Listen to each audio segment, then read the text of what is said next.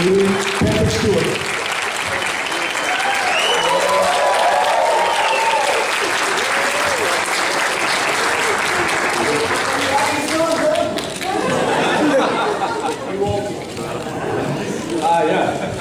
The miracle of science.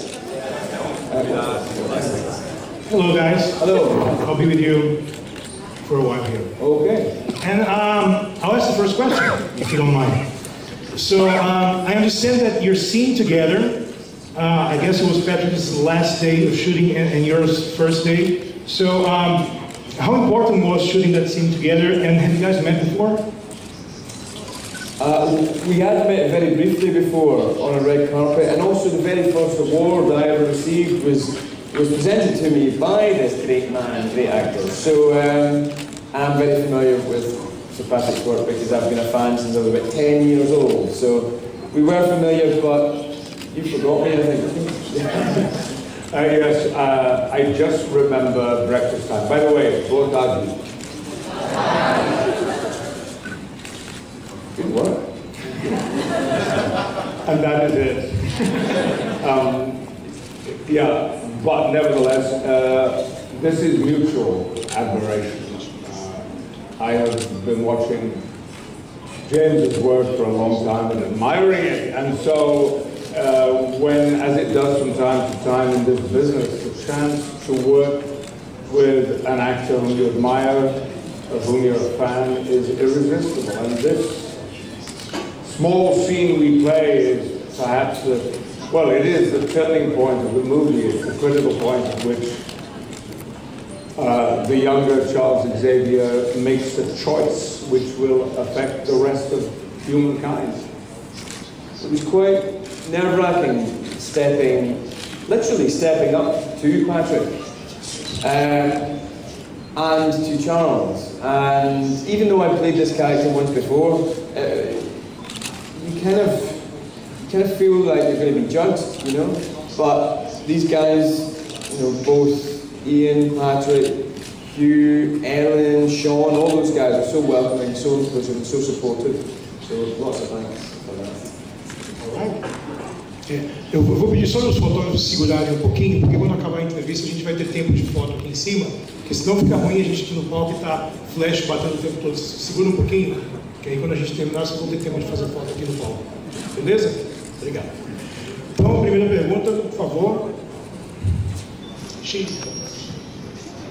Hello, I'm Michelle from Diário de São Paulo. My question is for Patrick. Hello, Sir Patrick. Hello. I want to know if you remember what was going through your mind when you signed up for the first movie and what surprised you most in this journey. Also, have you learned anything with Professor X? I was a little resistant to the notion of playing this role to begin with, largely because I had become so identified by another role in a science fiction series, which had many benefits but also significant downsides as well. And I was reluctant to enlarge those downsides. But our director, Brian Singer, who I wish so much was with us here today, he persuaded me that this would be quite different.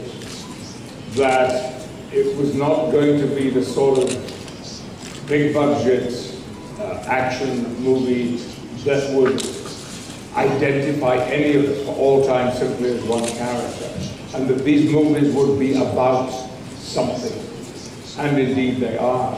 It has been the content of these movies from the very beginning, I think, which has set them apart from other big action movies. And what was the last part of your question? Have you learned anything with Professor X? Well, he is a man who believes in diplomacy and negotiation and talking, rather than action and violence. That's what has separated Magneto and Fletcher and him from the very beginning. But in this movie, he finds that he has no choice. If anything can be done to protect the world from this inhuman threat, then it means taking action. And that's something that all my life I have resisted the idea of. But one has seen, particularly in the last few years, how sometimes significantly, sometimes not, taking action and becoming involved with a bad situation can be beneficial. Segunda pergunta, segunda plaquinha número 2. Hey, dude. Hi. Hi. My name is Tomás, and I'm from Iroy. And my question is to James. What is the superpower you wish you had when you were a child? Oh, I thought you were going to say the superpower I would like to have now. Really different. And a little more adult. I think the superpower I would like to have had when I was a child, I think I'd have liked to have been able to make people like me. That would have been awesome. I would like to have had the superpower of confidence, which I did not have. But if I had any one true superpower that wasn't just those things, I think it would have been invisibility. Because I'd have liked to have been able to disappear from certain situations quickly. That'd be awesome. Good question though, thanks man. Thanks. All right. I think he's not done. More than this kid. Hi, hello. Hi. Proud dad here. To Patrick Stewart, you have created two iconic roles on the screen, of course, Captain Picard and Charles Xavier. And I think you must have thought a little about what makes a great leader. So, what makes a great leader, in your opinion? Thank you. And I'm sorry, I'm André, and I'm from R7.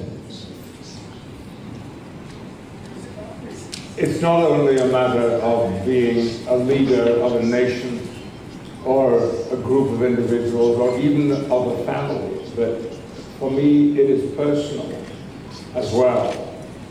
And that is the ability to stand where someone else stands, to put yourself in another person's shoes, to look at the world through someone else's eyes and see it as they see it, hear it as they hear it, feel the needs and pressures of their life and their world.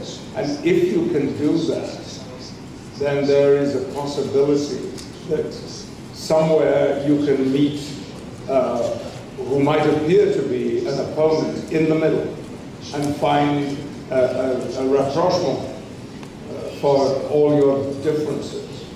But it is not just sitting at the United Nations or in the European Union. It's also, I think, in day-to-day encounters when your instinct, as mine often is to retaliate quickly.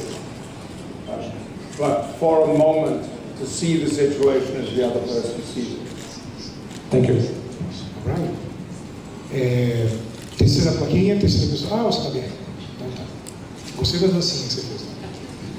Hi James, hi Patrick. Hi, André. I'm so nervous, oh my god. You don't bite. I'd like to know. I do, I'd like to know how was working together on one character, but in a very different part of his life. It was how was it? Tricky. It's incumbent upon you as a performer to, I think, show some differences. If you go back to the 60s or the 70s and all you do is change the costume, change the hair, change the music, change the colours, but you don't change the character, what's the point of going back to the 60s and the 70s? What was tricky was knowing how far to go, and we went some distance in first class. But in this movie, we went really far away from how Charles has been portrayed before, so that when we do stand face to face, nose to nose in this movie, these two characters are very hard to recognise as each other, apart from the fact that, you know, the two different actors who don't look that much like each other. But then that's the challenge now going forward, because going forward now, I know where I'm going. I'm going towards a performance that will be much more in line with Patrick's asking for the last 14 years, which will be a thrill for me. But it's tricky, because you don't know how far away to go from what Patrick's done, or how far to push it, you know. But we pushed it pretty far, and that was fun and scary.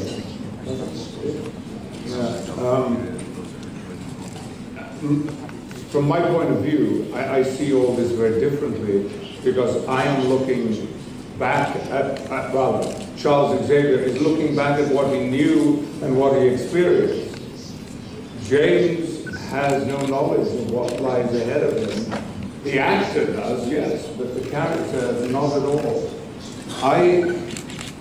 I've seen the movie twice now, and on both occasions, I was first of all struck by how there were elements of the Charles Xavier I know in James' performance, and then on occasion, usually in profile for some reason, James, I would see myself, and that was an unusual experience, but I hope complimentary to James, because even though there's not an apparent obvious likeness between us, I think what James has done is to create a younger, I didn't set the card, Xavier in a totally authentic way.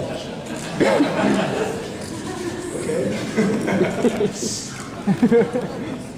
I can see it now, can't you? Star Trek, Days of Future Past. Oh man, that's a nice ring to it. He does not know what he's doing to me right now. I might have to go up and spend 5 minutes with myself in my bedroom, because I am that excited right now. Gabriela, and I'm from TV Cultura. Yes, thank you so much. Gabriela. Nice to meet you. Thank you. Cadê a plaquinha número 4? Vocês subiram lá atrás? Está lá atrás, está escondido lá.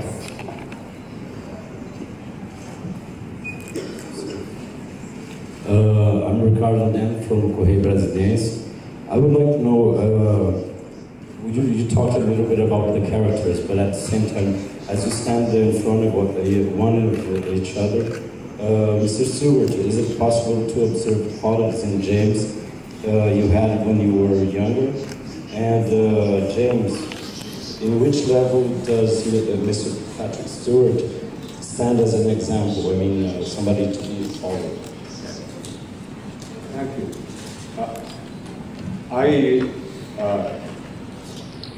I was fascinated just now to hear James talk about his childhood, because it corresponds with what I have heard from other actors.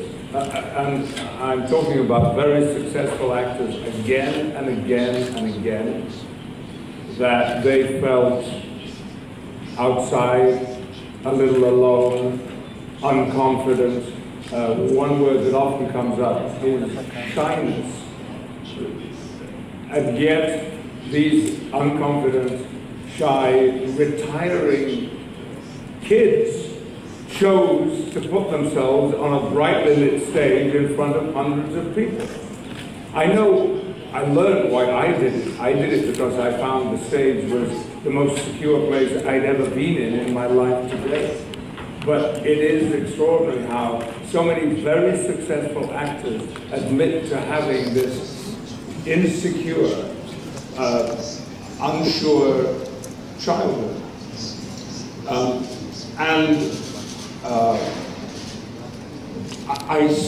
I see the fun and fantasy in aspects of Magneto, Eric Ledger, and of Charles Xavier, and there are echoes of my childhood but nothing like as strongly as when James speaks about himself. Well, for me, to answer your question, Patrick is an incredible example to all other actors, but certainly young actors as well. I'd say he's an example to his peers. Not just because of the incredible foundation he had with his training, with his professional training as well, with repertory and with the RSC and with the incredible exploration he's done of himself through that acting, but also just the sacrifices someone makes to kind of come up through that. And it isn't an overnight thing, and it isn't suddenly you're playing leads and all that. There's sacrifice involved there, and there's also more learned there because you're playing such varying types of parts. Like when I look at your CV and look at some of the parts you played on stage, wildly different from who you are, wildly different from your X-Men persona or your Star Trek persona, and I think that's an example to his own, but also just him as a person, regardless of training or trajectory, just him as a person, very open, very giving, non-judgmental, generous as an actor, always looking to connect, never just looking for where's my scene-stealing line coming up, and that's so beautiful to see in an actor who really could just take a scene off you like that if you wanted. So yeah, amazing. Hello James, hello Patrick. I'll get closer for this to work out, okay? I'm Felipe from CQC. Since you both guys are Professor Xavier, I'll do this question for you, please.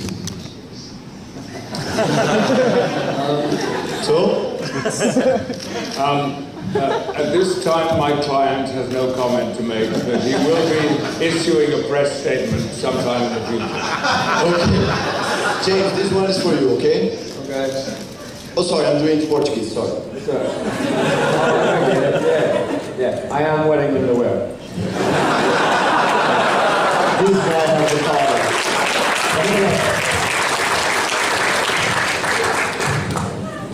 Okay.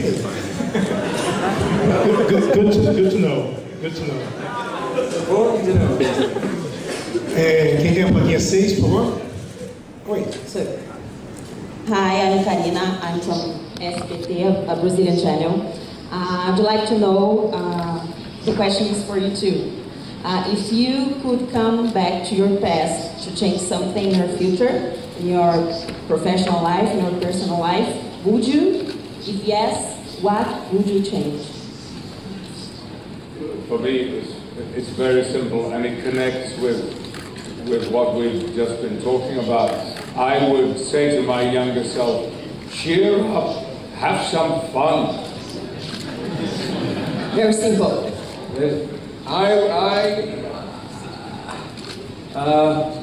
don't know if I would change anything. I'm very happy with the way things have turned out. I may have told my younger self to turn down a couple of films or a couple of jobs that I've done that I'm not so proud of.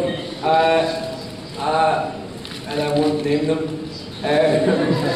But I think I'd like to have gone back to my first day of primary school when I was 5 years old and had a look, because I can't remember it. And I'd like to have just watched that. That would have been cool. Thank you very much. Thank you. Actually, can I just say something? In connection with exactly what James has just said, this is not my first time in São Paulo as an actor. I was working in the theatre here in, I think it was April 1962, in a touring production from the London Old Vic Company, led by none other than Vivian Lee.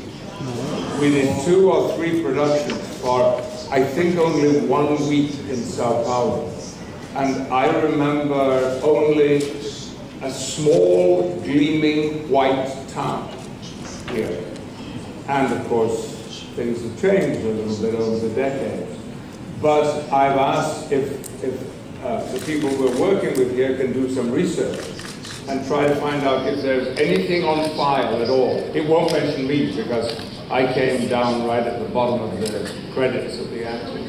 But I'd like to hear what was written about my company then, and especially I want to go back, if it still stands. I don't even know the theatre we were playing in, but the whole reason for doing this would be, as James just said, to try and get a glimpse of that 22-year-old young man as I was then. So if any of you have any access to any research that might give me that information, I'd be very grateful.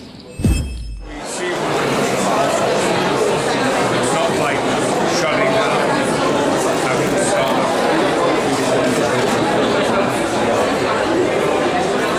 Well, the crisis in this movie is greater than ever. There is a threat to all of humankind. And it means that Charles Xavier has had to move himself from a position to facilitate negotiations and this film does not take action.